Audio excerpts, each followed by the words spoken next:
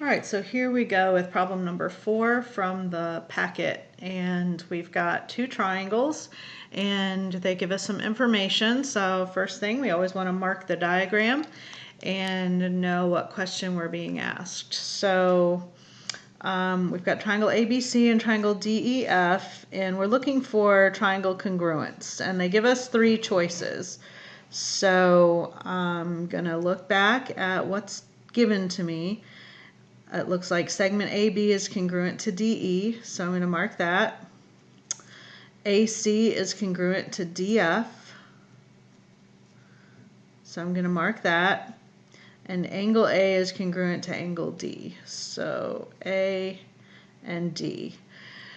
So originally, when they gave me just the first 2 sides, I was thinking, oh, these are right triangles. I know a leg and the hypotenuse, so it's going to be HL congruence. Then I looked at my choices here, and that is not one of the choices. And they give me this extra angle. So if I'm going in order, I've got side, angle, side. So SAS, the angle is between the 2 sides, so that's why that's the correct answer.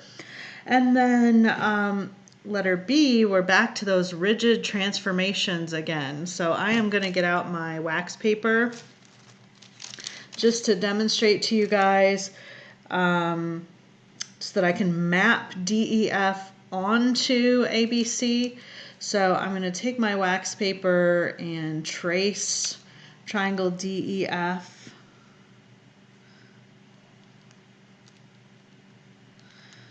And I'm going to show through rigid transformations. Let me label these points. So the first thing I'm going to do is just slide my triangle over. And so a slide is first. Then I'm going to take my triangle and rotate it so that F is mapped to C and E is mapped to B. So I did a rotation.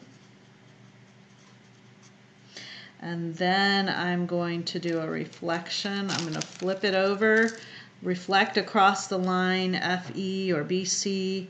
And once I do the reflection, I can see that they are mapped right on top of each other.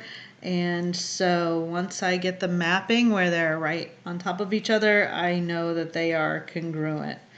So I did a slide, which is known as a translation. Then rotation.